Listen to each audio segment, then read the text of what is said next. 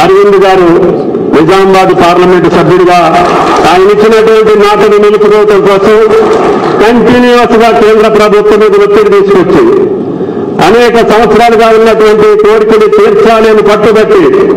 అమిత్ షా గారి ద్వారా ప్రధానమంత్రి గారి ద్వారా ఇది సాధించి మీ యొక్క గుండెల్లో నిలిచినటువంటి పార్లమెంటు సభ్యులకు కూడా ప్రత్యేకంగా ధన్యవాదాలు. దానికి రాష్ట్ర ప్రభుత్వ పక్షాన రేవంత్ రెడ్డి గారి పక్షాన బోర్డు యొక్క స్థాపనకు కానీ కేంద్ర ప్రభుత్వంతో సహకరించి మీరు ఏదైతే కలర్ కన్నారో బోర్డు వల్ల మన పసుపు రైతులకి భవిష్యత్తు ఉంటుందని, మనం పండించేటటువంటి పంటకు గిట్టుబాటు ధర వస్తుందని, అదేవిధంగా ఇతర దేశాలకి ఎక్స్పోర్ట్ చేసే అవకాశాలు వస్తాయని, అదేవిధంగా మోడర్న్ మెకనైజేషన్ తోటి రైతులకు సులువైనటువంటి వ్యవసాయ పద్ధతులు నేర్చుకోవచ్చని, రీసెర్చ్ సెంటర్లు ఇక్కడే ఉంటాయని, తర్వాత మార్కెటింగ్ కి సంబంధించి బోర్డు అనుసంధానం చేస్తూ రైతులకి ట్రేడర్స్ కి మధ్యన వారధిలాగా ఉండి ఎంత పండిస్తే డిమాండ్ ఉంటుందో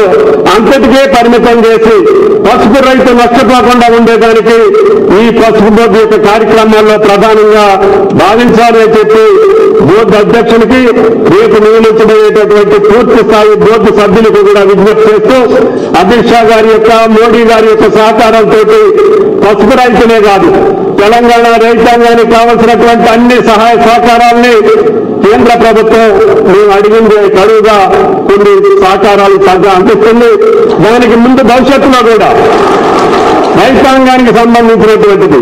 రైతు యొక్క ఆదాయాన్ని రెట్టింపు చేసి రైతును రాజునే చేస్తామని చెప్పినటువంటి మోడీ గారి వాగ్దానానికి అనుగుణంగా రాష్ట్ర ప్రభుత్వం కూడా మొట్టమొదటి సంవత్సరాల్లోనే ఆర్థిక భారం ఉన్నప్పటికీ 1,00,000 కోట్ల పైన రైతాంగ సమస్యల మీద ఖర్చు పెట్టాం. అది రుణమాఫీ మీద చేశాం, రైతు భరోసా మీద చేశాం, పంటను గిట్టుబాటు ధర కొనుగోలు చేసేదానికి ఆర్థిక పరమైనటువంటి వెసులుబాటు ఉన్నా లేకపోయినా రైతును ఆదుకోవడానికి రేవంత్ రెడ్డి గారి ప్రభుత్వం ప్రయత్నం చేస్తుంది. దానికి మా కేంద్ర మంత్రులు కిషన్ రెడ్డి గారు, బండి సంజయ్ గారి సహకారంతో, ఇక్కడ ఉన్నటువంటి రాష్ట్ర పార్లమెంటు సభ్యుల సహకారంతో, కేంద్ర ప్రభుత్వంతో ప్రతినిత్యం అనుసంధానం చేసుకుంటూ